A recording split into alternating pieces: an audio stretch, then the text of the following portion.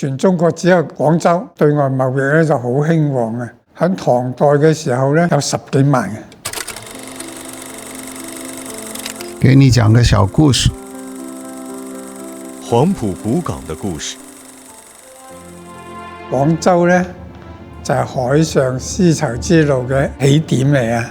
其中咧黃埔古港係一個好重要嘅節點，喺當時係喺世界好有影響嘅。即使而家黃埔港都係好有影響嘅，因為黃埔港咧最早就喺海珠區嘅黃埔村，後來因為咧河道淤塞以後咧，佢就一路搬。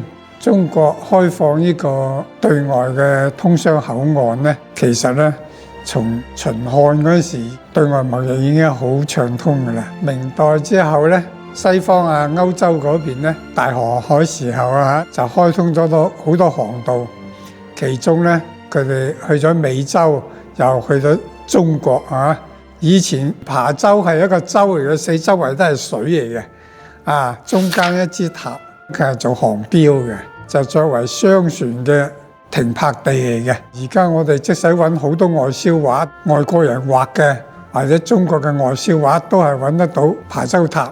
到咗清代，廣州一口通商嘅時候咧，粵海關就設喺黃埔古港嘅。我哋清理嗰個港口喺下邊都挖到好多早期嘅出口或者進口嗰啲物件嘅。曾經咧有一個全國嘅古建築嗰啲會議喺廣州開咁當時啲人問我想去睇下啲古建築邊度好我當時就介紹黃埔村。黃埔村呢度真係保存得比較好。早期嘅碼頭就唔喺嗰度嘅，喺菠蘿廟。喺唐代嘅時候咧，對外貿易咧就好興旺嘅。據記載嚟廣州貿易嘅嗰啲中東嘅人有10幾萬嘅。喺黃巢起義嗰陣時咧，就打入嚟攻入嚟廣州咧，就為咗啲經費就殺咗好多嗰啲外商嚟搶嗰啲錢仲有咁嘅記載嘅。當時全中國只有一個口岸嘅啫嘛，只能夠嚟廣州。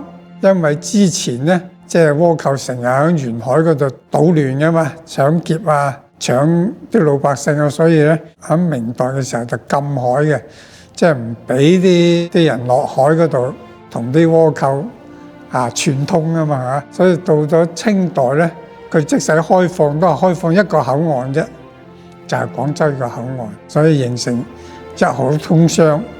13行好興旺嘅嗰陣時，粵海關嘅舊址而家基本上好難揾啦，但係有畫住記載以前喺黃埔古港嗰度，而家喺黃埔村啲祠堂上邊都仲有啲彩繪噶嘛都有畫住粵海關嘅，呢個好難得嘅。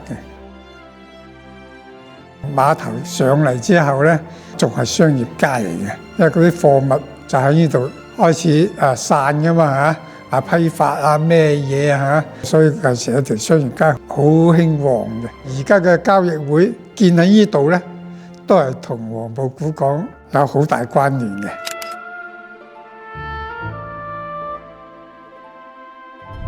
一段小故事，一個大時代。